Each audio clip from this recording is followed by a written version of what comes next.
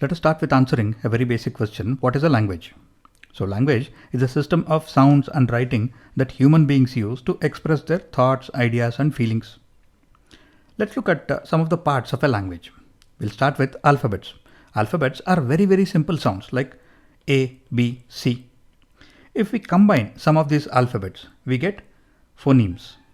Phonemes are sounds without meanings. For example, if we combine the alphabets C and H, we get ch. If we combine two R's, we get r. If we combine U and N, we get an. Graphemes are nothing but phonemes in written form.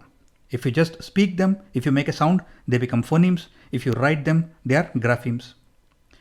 If you combine two phonemes or two graphemes, then we'll get morphemes. Morphemes are single words with some meanings. For example, when we combine the phonemes r and un, we get run. Lexemes are forms of a word with the same root. For example, when we combine two phonemes r and un, when we make a morpheme, which is a word called run, then the lexemes of run can be run, ran and running.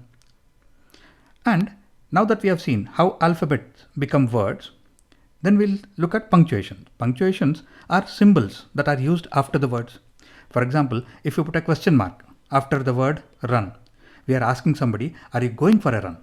If you put an exclamation mark after run, then we are telling somebody that he or she should run. So it's a command. So that way, punctuations are symbols which provide some context to these words. Then there is grammar or morphology.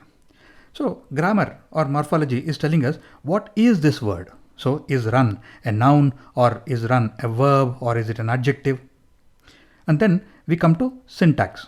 That is, if we take these words and put them in a proper order using a proper syntax, then they become a sentence. For example, I want to run. That has some meaning. But if I shuffle the words, it becomes I run to want. Even though we have used the same words, because there is no proper syntax, this sentence I run to want doesn't make any sense. So if we take these words, put them in a proper order using a proper syntax, they become a meaningful sentence.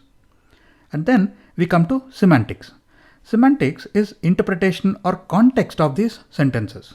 For example, if I tell somebody, you are so great, this is a simple sentence. However, I can say this sentence literally. When I'm praising somebody, you are so great. Or I can be sarcastic, you are so great.